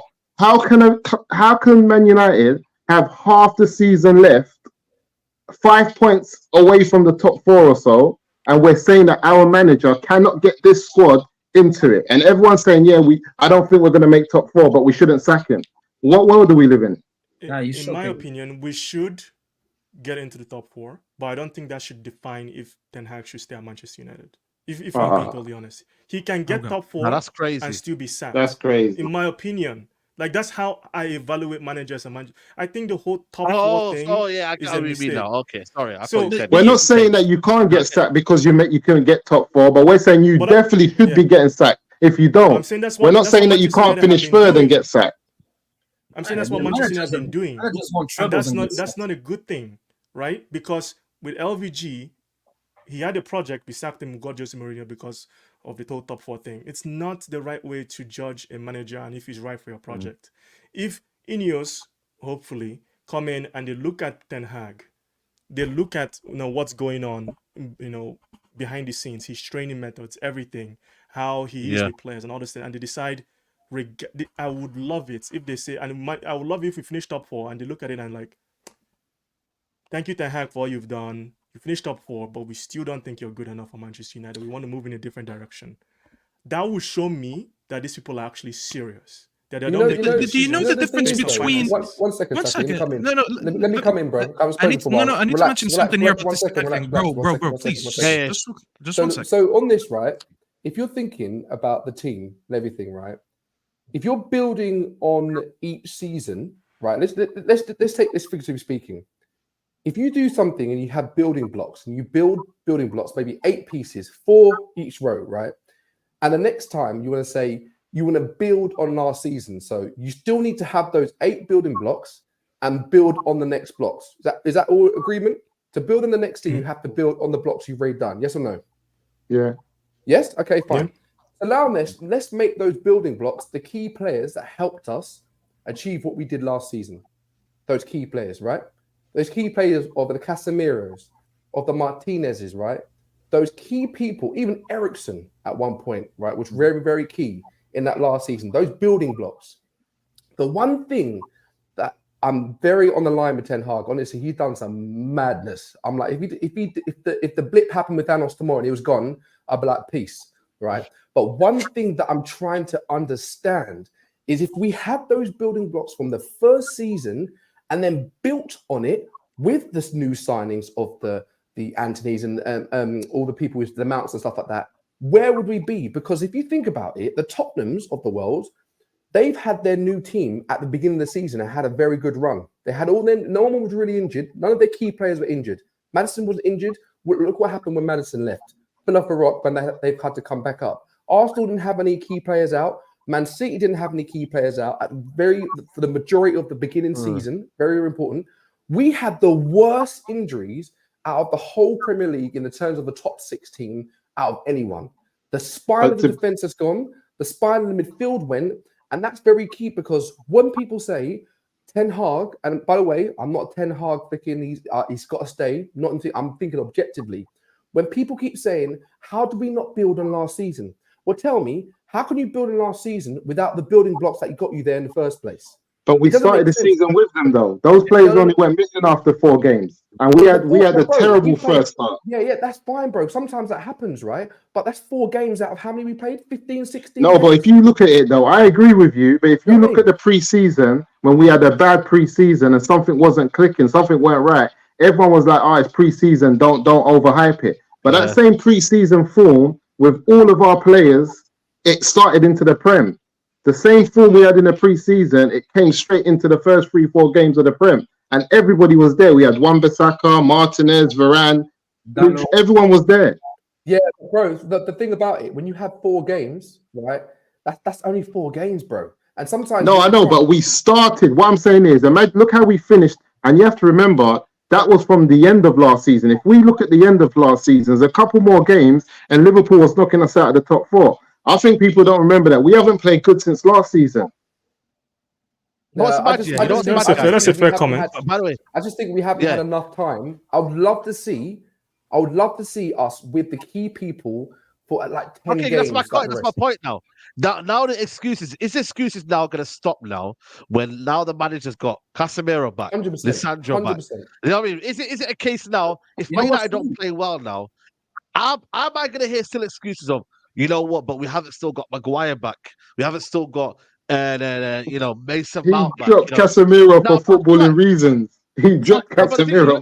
They forget that, Musa. They actually forget that stuff. They forget that stuff. Going to Saudi. Yeah, go on, Adam. Last game against Wigan, I think if we had everyone fit, we probably had Luke Shaw and Martinez starting coming in. I think Casemiro probably, and Casemiro. Are you sure? Yeah, I think he would. I think Casemiro would, bro. Yeah, he would, and he would have dropped Mino. He would have dropped the only one that shouldn't be dropped out of those 3. Yeah, probably. So that's a wrong. That's the thing. Because if everyone's fit, who's playing? I think Casemiro's playing, Bruno's playing, and McTominay. That's terrible. Antony or Garnacho. I think you'd play Mino and Casemiro together. He had them playing together against Real Madrid in the preseason, and I think Ten Hag is a funny man, because if you look at this season, he was also pushing Casemiro higher up the pitch. I don't know, it's because he can get goals too and whatnot, and he's actually, to be fair, a better passer than McTominay, funny enough. So I think you play both together. Yeah, but then again, we went to Anfield and he gave the armband to McTominay, so I'm not sure what he's going to do next. The guy is unpredictable at the moment, just like his midfield. This is the weird thing with Ten Hag, and with me, I know Sayed mentioned if excuses have stopped. For me, the excuses kind of ended in the summer for me, for Ten Hag, right? Because I was able to identify a problem that he has personally, which is I don't think he does very well understanding profile of player. And right? That's a terrible thing, Brian. It's such a huge problem.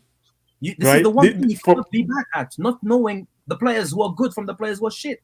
Yeah. It's not even like, I think he can identify a player that is good. I just think he has a set way of, I want this X player to perform in this way, right? He's a striker, I will play him in the forward, even though that striker plays completely different to another striker. This is the issue that he has. Using McTominay as this gate-crashing midfielder makes no sense for Manchester United. And another player that you've seen him do that with, and I agree with you 100%, because another thing I've seen him do is that Højlund played on the right at Atalanta, or at least he played in the 2 that split. And this guy has refused to give him space on the right, where he's able to run onto balls with his pace, able to cut in with his good left foot better than Antony. He's refused to put him there and starting with Martial. And this is another thing that I said yesterday on Rant Show. Players like Rashford, Garnacho, and Antony, you can only play one of them. And you saw Liverpool do something similar. You can't. You need to have at least 2 players who are good on the ball and are just more clinical. That's why you saw Rashford flourish under Greenwood and Martial, because they're totally different profiles to him. They can kind of make up for his scatty, the way he's so scatty on the ball. But you can't have 3 road runners up there. You can't have Højlund, Rashford, and Garnacho, just who are just road runners. And Bruno, I think we can't have any of those front 3 because Bruno's in there. You can have one disruptor. And then that's Bruno. You can only afford to have one. Exactly, Musa. And if you decide to have Bruno, you can't have either Rashford, Antony, or Bruno's a striker, man. Bro, He was playing Weghorst. He played Weghorst at number 10. That should tell you everything you need to know about. And that's what helped Rashford. You saw Rashford flourishes when he has a player who's clever enough to drop deep. And this is why, when Martial's always been fit, him and Rashford's always played his best football with Anthony Martial, because he's able to just clean up. Yeah, Dom, go ahead, Dom. No, I was going to say, if Ahmad was playing in Bruno, even for a couple of games, I think we keep the ball better. I honestly think Ahmad was to say, the players here, I'll pass to you, give it back to me. Do you know what I noticed about Ahmad every single time? And I know you all brothers have seen this. When he gets the ball, he always runs next to make a triangle. Every single time he passes the ball, pass a move. And I'm like, why is no one else doing this? Bruno doesn't do pass and move. Sancho does that. That's what Sancho done on the left. Yes, he does. Yeah, that's what Sancho does. The best performances we had last season had Rashford at 9, Sancho on the left, and Antony. Because the thing is, we compare players individually, and we compare this one with this one, but the outcome can only be as a collective. So if you tell me Sancho's not playing well, but the team is playing well, and Rashford has 3 goals, but the team is shit, I'm having the team playing well, with Sancho not performing as much. People love to talk to me about Bruno Fernandes loses the ball just as much as Kevin De Bruyne. As I said, you compare players individually, but the outcome is collective because it's a team sport. Because let's suppose they lose the ball just as much as one another, but one plays for the team that scores the most goals, creates the most chances, wins the most trophies, and loses the ball the less, has the highest percentage. So I don't care if he loses the ball just as much as Kevin De Bruyne. It's a team game. And now we criticize Rashford for trying to dribble past 3 players, but then we have Sancho on the left who gets the ball, looks up, there's no one's there.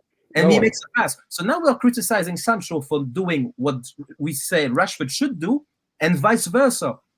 It's not working. The whole thing is off. The whole thing is I'm with you, but that's why I always say to the fan base that out of all the road runners we've got, in a proper system, Rashford will score you 20 goals.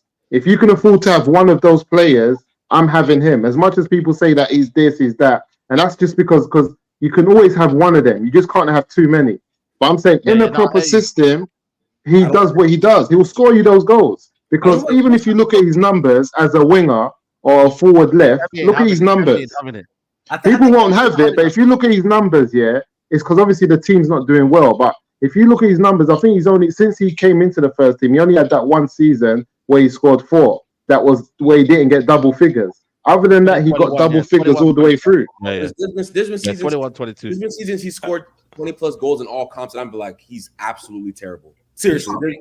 I think Rashford is best as a supporting cast player. Someone you bring off the bench. Rashford was for me.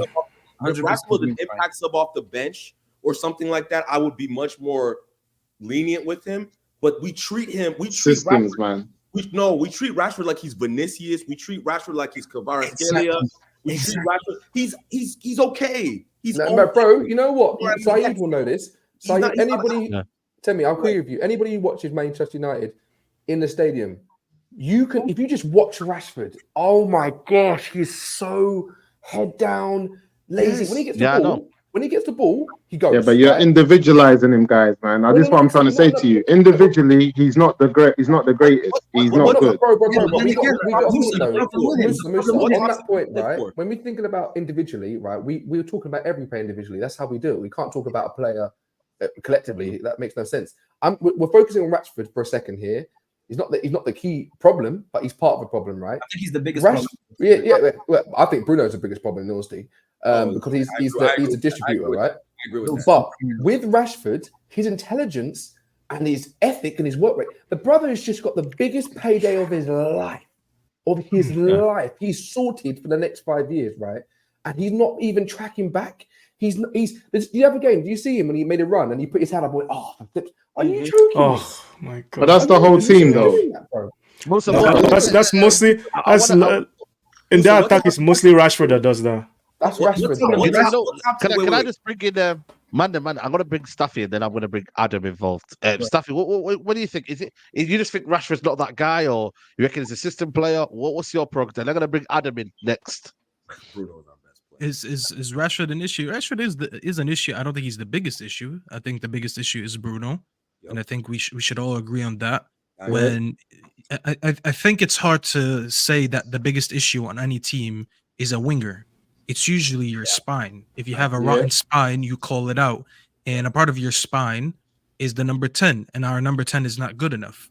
You know, people like to use stats to justify what he does, but when you use the eye test, and if you compare it to the stats to how good the team has been during his time here, it doesn't match. You know what I mean? So to me, Bruno's always been the biggest issue. But as far as Rashford should have never been our highest paid player. If Rashford was from South America, if he was from Spain, if he was from Scotland, if he was from another team, he would have never gotten that hype. He would have never gotten that payday that he got. You know, but because he's from the academy, it's because he's an academy product and he's from Manchester and all that. They give him the biggest contract. And that's, at the end of the day, this is a failure on the club and on the manager, because if the manager came in and identified that this winger is not good enough to play my system, then we should have never been in this situation. At the end of the day, he's never going to be the player. I don't think anyone looks at Rashford and he's like, he's the player that's going to lead me to trophies. He's not the player that's going to lead me to a league title or a Champions League title. Neither does Bruno, but when you look at him, I don't think anyone looks at that and thinks that, that he's that player. There's a lot of players around the league where you look around here and you don't think the same thing, and he's just one of them. We overhyped him for what he is, for obvious reasons, as I said, but it is what it is at this point. I don't think he'll ever be good enough. I think he's good enough to be a part of the system. He could be a support cast. I don't necessarily think he's a bench. I think he starts in most teams, but he can't be your number one outlet. No, but you know what I it is. just don't see someone scoring. He could be your Martinelli. Martinelli, as an example. And I'm not comparing him. I see how difficult it is to score goals in the Premier League, and I know how difficult it is to score goals at the top level. I just don't see someone who has the ability in the right system to deliver that, and not even take away from the other players. Because when we had Martial and Greenwood and Rashford, they all contributed in double figures in a right system. Yeah, so I don't see how a player who has the ability to do that in the correct system can be taken lightly. Because if we need to replace that and find someone who's going to come and score you those type of goals in the correct system, because you can get someone who can do that, but the way we're playing now, we know we're a graveyard for talent. But this is why players are failing. We're getting players like Sancho. Adam, go next. Adam, you go next. Adam, you go next, and then I'll bring the next guys in. Yeah, I just think the problem with Rashford is his profile is problematic, because every time he plays on the left, you're like, yeah, but is he really a winger? And then he plays up front, and he's not a. Rashford should play in the front too. The problem with Rashford is, I think the problem with Rashford is everything around him, the arrogance, the fake aura that he bought or that was given to him that he didn't deserve. Everything around that is the problem. But Rashford is not a winger and he's not a striker. So that means you need to change everything around. And that is too much of a concession for me to do for one player, especially if the player is not Eden Hazard, is not Neymar. He's not that level of player. So I'm not switching the rest for him, because Rashford would be very good in an old school English team with a front two. You have a strong target man next to him. You play him like Owen and Emil Heskey type of thing. And then you have a very good version of Marcus Rashford, because you get the best of him and you don't have the weaknesses. But football is not like this anymore. And he's not a winger. He's not a striker. So what do? You don't change everything for a player that is. But come on, guys, man! You saw him in that. You saw him with Martial and Greenwood. He can play. Yeah, but that's my point. Because he had a goal scorer on the right and we had a goal scorer on the left, and that worked only because Martial was there. Because every time Rashford played with Cavani and Greenwood, that's what a good side should have. Exactly. It's not his fault we don't have that. Musa, my thing is, we need to get a goal-scoring right winger, and we need to remove players that we have in midfield to change their profile to have the more of a gegenpressing type of team.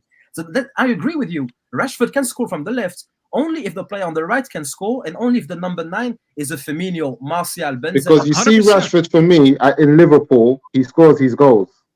I see that, because all these Gakpos and all these other guys they got there, if Rashford is in the Liverpool team with the two other players who are strikers and are doing what Mason Greenwood and Martial done and what you've seen, He scores his goals. He scores 17 goals. I don't They think so. win Because trophies. they The problem didn't with actually- the problem with Rashford is that he's just not a very good. He's just not a very good all-round player. Like, Yeah, let's I look at agree. someone like I agree. let's look at Gakpo, for instance, right? People will say Gakpo doesn't have the goal scoring of Rashford, but he is kind of the same player. The difference with Gakpo, why Gakpo actually works in Liverpool He's got sometimes, pace. No pace. he is a better all-round player. He can play in different positions. Yeah. He's better at receiving the ball. He's better at passing the ball. Has more IQ, right? So Gakpo might not be like hit the heights of maybe a 30-goal season like Rashford hit at Manchester United, but he works for the team. Rashford doesn't work for the team. You have to work for him. And that's the problem, is that the only players you should work for in your team, as Adam said, is players like Eden Hazard, players like, top level where they can pick the ball literally from guys, man, midfield I'm not and gonna win the just- game you know for what? you. I'm not a Rashford fan like that, but I've seen this guy when he's on form running up and down, pressing. Come on, guys, you've seen Rashford sprint from one side to get back. When he's in good Musa, form. go back and watch Theo Walcott at Arsenal, and then you understand why I say Rashford is our Walcott. I agree, Arsenal but what fans I'm trying to say had- is, I agree, but what I'm saying is, guys, if you want to go and replace, because let's not talk about when we're doing bad. I'm saying when we're doing good and what he brings to us when we're playing well. If you want to go and replace a winger who can come off the bench, can start certain games, who has the ability at this level to score you 20 goals, you're going to have to pay a lot of money. You know what, Musa? I would agree, but I think we could get another player that scores far less, that keeps the ball much better, and That's exactly it. Yeah. the team He will score signed. more. Because at the moment, Rashford has a good goal scoring season out of 3. Just go back. He never scores like he did last season. And last season, he scored from the World Cup to the League Cup final. He scored in 4 months. And that happened to be the months that Weghorst was there. He didn't score. Sadio Mane done similar thing No, at Liverpool. Mane was a miles better player. Oh, Jesus, Mane is. Mane Oh was- my God. We saw it at Munich. We saw what happened at Bayern Munich when he was out of a good He system. lost. You know what happened to Mane? It's going to happen to Rashford worse, because Here Mane we lost his go. pace. He Here lost we his go. pace. He lost his Here pace. we Yes, Klopp used him like a bar soap. He lost his pace, and he was finished. And Klopp it's didn't going to even want him happen. to go. Klopp didn't want to go. The guy's fast. I see him rapid the other day, man. But there's no Mane and conversation. Rashford- Systems. Rashford's not in the Rashford's not in the same. But the thing is, Rashford's not in the same stratosphere. He's not. Yeah, he's not. Because he hasn't had the same coaching. You guys, it's systems. I keep on telling. See some players. I think this is Guys, the guys. first time we'll disagree. 25 now. He is who he is. This is not a 26. 20 we're talking about. Or he's Mane and 29. Rashford guys. should not be mentioned in the same sentence. If Guys, Mane I was think- playing at Manchester United, Mm. we would be rinsing him. I'll tell you that for free. No. If he had come to us, we would have rinsed him. No. I want to Yeah, I want to run through the preview quickly, just quickly, like 5 minutes. Memphis says here, I honestly think Bruno captain is a downfall of this club. He's the biggest issue in the team. Ahmad should be tried at Cam. I think Eric Ten Hag put Bruno right wing because it isn't a good 10. I think so as well. You know, what I mean, you're deploying your best creative midfielder to accommodate others. That's crazy. But guys, does anybody think we're going to lose against Tottenham? By the way, just that's probably easier than like. I think so, but I'm going to predict a draw just because I don't like to predict a loss.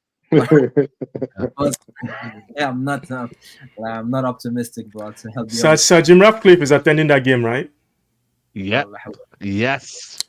Ten Hag Yeah, better I mean, hope. Jim, He better hope there's a good performance, because bro. billionaires are not like director of footballs. They don't see football that way, where they like, we're gonna take. If he sees a bad performance, He's gonna rinse him. That's why I don't think he'll make it. I don't think he'll make it. I don't think he'll make it. I don't know. I'm not confident, because the way Tottenham play is very dangerous to the way we play. They are very fast at moving the ball from point A to point B. They can play Yes. possession. The only thing that we have is that they play a high line. And if No, but Rashford you know what? decides to have a good game, then maybe we Aston can do Villa's something. given us false hope with that high line. The difference is Villa didn't press us. Spurs press. Yeah, Villa did That's press what us. I'm Yeah, saying. that's true. Spurs press. That's true. Yeah, they press. They're gonna press. They press, but they're also technically very, very good. They had Konsa at right back. They've got Pedro Porro, who for me one of the best right backs in the league. But they've also got Udogie, who goes into midfield. So for me, it's a more difficult game. But I do believe United will win this game because it's a high line, and Ange will consist with that. And when he persists with that, he go find out. He go They learn press, man. Chinese. Say, we're You know done. when you We're say he gonna, go learn No, Chinese? but here's the thing. we're gonna get Old wake up. Trafford is a very hard pitch to press in, right? Because Listen, it's You can't. wide. It's a hard pitch to we've press been on Old here Trafford. before, man. Then we've been here before with all these hopes. I'm letting you know what we've seen of United is who they are. Like when people show you who they are, believe them. This is who we are, guys. Don't get twisted. Musa, I'm the first one to sit here every week and say if we're going to lose a game or not. I'm very objective about it. But this one, with the way that they play football, with the way their fullbacks all invert into the midfield, and we know Ange doesn't respect no one. So 100% he's going to go and he's going to play his way at Old Trafford or not. It doesn't matter. If he's playing the parking lot or if he's in Old Trafford, he's going to play the same way. The way we play versus them, it does give us a lot of advantages. And here's the one thing that you need to remember. They're playing the system with lesser players. So as an example, you look at that whole front line, there's no ball retention. You're going to have Brennan Johnson, Richarlison, and Timo Werner. Now, if we're talking about a full front line with a midfield of Madison, Bissouma, and what's his name, Bentancur, or the Senegalese brother, what's his name? What's his name? The guy that played next to Bissouma. You know who I'm talking about. Yeah, I I know. know. Yeah. Sarr. Sarr. If they have a full midfield, I'll be like, you know what? This is a midfield that worries me. The thing is, they don't have they don't have Romero in their build up tomorrow, so they're most likely going to put Emerson Royale there, who we've seen as a disaster building from the back. That's number one. Number two, their midfield is going to have Højbjerg. It's not going to have Bissouma. Kulusevski, I rate, but you don't have Madison in there. And what's his name? Bentancur, who's still not fully fit. And as I mentioned, the front line. The system can be good, and I praise their system, but the quality of players that are going to execute it are not good enough, which is why I look at what we have versus what they have. We should be winning this game. We don't have no clinical forwards. So this is why I said the game against Villa, Manchester United can play that game 10 times, and like 8 of the games we don't score because we don't have no clinical forwards. We have forwards who will get busy, but it doesn't mean they're going to score goals. And I think these guys can have a similar game where we're in behind, where we're getting attempts on their goal, but we're just not scoring because no one's clinical. Rashford's not clinical. Chances, Musa. That's what I'm trying to say. A game like this tomorrow, we will have. I would struggle. I would agree with you because we would struggle in a game that we have limited chances. When you're not clinical and you don't create enough, obviously you're not going to take your chances. Look at Wigan as an example. The reason we scored 2 goals is because we wasted about a million other chances. Yeah, obviously we're not going to create the same against Spurs, but we'll have a lot of chances to go at them. We're going to get the ball in their half a lot. I just feel like where Villa missed their opportunities, Spurs are not going to miss their opportunities. They're going to score. They're going to come to Old Trafford and score. By the way, Onana best have a good game. If Onana has a stinker and he should have been in Africa, so drive him to the airport yourself, please. Make sure. You drive him to the airport, Staffy. You drive him. No, I can't do nothing about it. The whole Onana thing, to be honest, that whole Onana thing is. Musa's always streaming and driving. Musa, can you? I don't know if you Uber right now, but can you? I want you to wait at Old Trafford tomorrow, right next to the Man United bus, and you take him. And I want you to text Saeed so Saeed can confirm to everyone. No, Onana's my guy on the slide. I like Onana. Onana's my guy in the slide. I like how brazen he is. He actually believes himself. I saw an interview the other day, and they said like, how has it been to your start to United, and do you have any doubt? He goes, last year I was the best goalkeeper in the Champions League. Why am I going to doubt myself? Brian, go on. What are you going to say? I was just going to say the whole Onana thing is ridiculous player management. It's like it makes zero sense. This guy is literally delaying going for a cup competition. I'm African, right? I'm Nigerian, and if I'm being honest, he's disrespected the tournament. All for what? Big time. All for what? If I was Cameroon, for what? If I was Cameroon, I'd say stay there. Just stay at Manchester. 100%. I would say him stay. How dare you disrespect AFCON, bro? 100%. Bro, as a fellow Nigerian brother, bro. They should let him come and they should keep him on the bench. They should play whoever starts this tournament. How dare keep him on the bench? He's just lucky not to be Moroccan because that's it. He's never coming back. Yo. You notice that went weeks ago. He knows. It makes no sense because he could build up his form. He could build up his form, build up some confidence. I would be excited to go. Don't tell me. He knows Bayendid is there. He knows Yeah. Bayenden is there, man. You know what I'm saying? So Yeah, I think it's small goalkeeper syndrome. He's much shorter than Bayenda. Yeah, bro. Maybe that's why.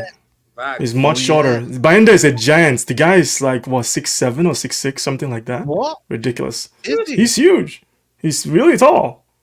We haven't seen him this season, so people don't know, but he's really tall.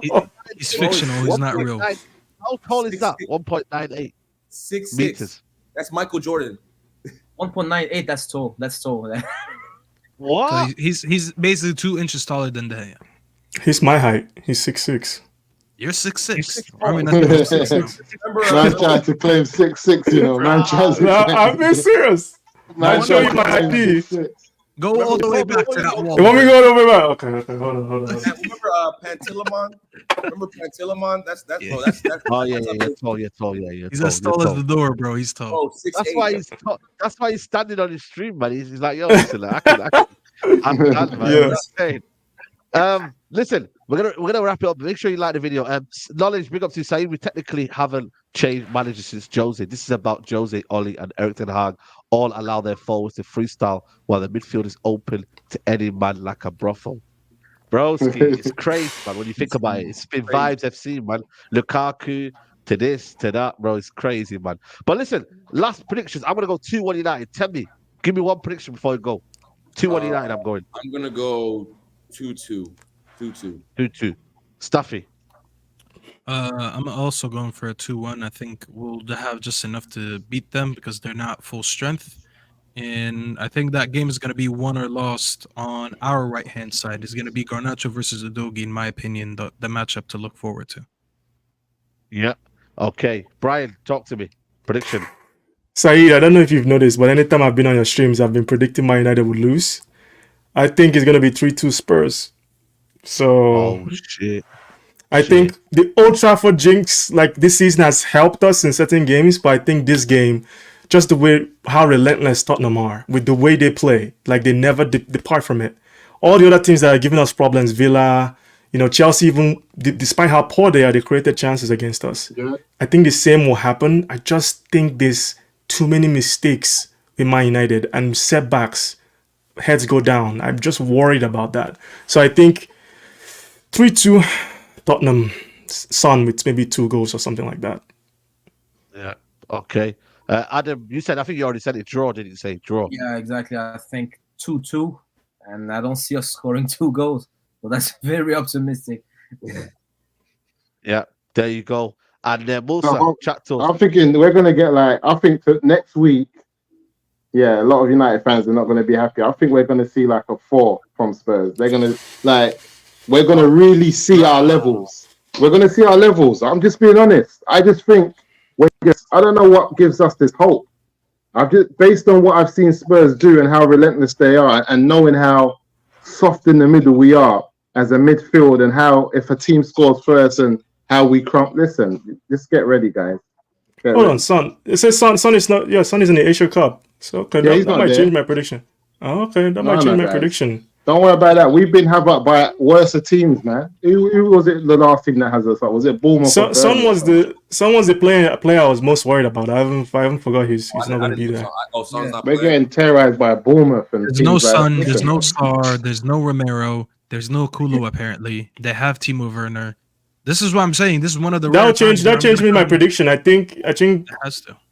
Yeah, that changes my prediction because I was thinking Son. Remember, guys, I'll see you next week. Remember. Just remember. No, you know what it is, Musa. I agree with you, but like Musa, I can't. To me, I can't look at the Spurs team and actually rate the likes of Højbjerg and I don't even know who they're playing in the midfield because I thought Kulusevski was going to play as a 10. Yeah, but even he's not there. They don't have good Bournemouth. Who was rating all them teams? I actually rate Bournemouth. Without Son, Spurs' attack is not at a good level. Guys, but we're not very good. You just saw us in the FA Cup. You know what? Yeah, but we're not very good, guys. Spurs don't have good players, but they have instructions. Without Son, they have instructions. That's my point. They don't have good players, but they have a system that does good. To me, they don't have instructions either. Let me explain something real quick because I see people in the comments saying we struggle against Wigan. Here's the difference. I don't rate. It's not like I rate these teams. the thing is, Spurs have a good system, but tomorrow they're playing shit players. If we're going against a shit team and that I know they're going to just sit there and park the bus, actually the game is on Sunday, and they're just going to park the bus or whatever, I'd be talking like that. They are going to try to play football with bad footballers. That's why it's different. They don't sit back like Wigan and them teams. Wigan they did try to play with the ball from the back, to be fair to them. They tried moving it around. Yeah. No son changes. Results been, Saeed? What's that? What's their last couple results been, Spurs? Spurs, they lost to Brighton. They won against Bournemouth, Everton, Newcastle. Newcastle. So they've actually, I think they're on a decent run. Like they've only lost one game in the last 5, I think it's against Brighton. Yeah, so I think they've been actually, and they've still got the same players. Like it's not like they've always all got. They've had injuries, but they just drilled. Like I said to you guys. So they won Bournemouth, they lost to Brighton, they beat Everton, they beat Nottingham Forest, they beat Newcastle, they lost to West Ham, which is about 7th December. But if they win, they're 11 clear of us. So if we lose, we're out of the top 4. Top 4 is done, guys. But listen, people, we're gonna wrap it up here. We're gonna be heading over to Staffy's stream. Staffy's live literally right now after this, so don't go anywhere. It's gonna redirect you over there. Temmie, I appreciate you coming on, my bro. Love for that, man. Love. Everyone make sure to hit the like button for me, people. Big up to you. Musa, big up to you, bro. Love for coming on, man. Always, bro. Always, man. Soon, yeah? What you saying? What's that? Say Dortmund soon, yeah? Yeah, soon. We're gonna have to go Dortmund soon. I was chatting to the big man. I said, listen, we're coming. The team's coming. Come on. You already know. Make sure you follow Musa. Adam, big up to you for coming on, man. Always, my bro. Always a pleasure. Big up, everyone. Yeah, big up to you. And Brian, big up to you for coming on. No problem, man. Always enjoy doing this. Yeah, absolutely. Like I said, guys, gonna head over to Staffy TV. Make sure you go over there and raid Saeed TV. And like I said to you, big up to Staffy. He's got a preview coming up now.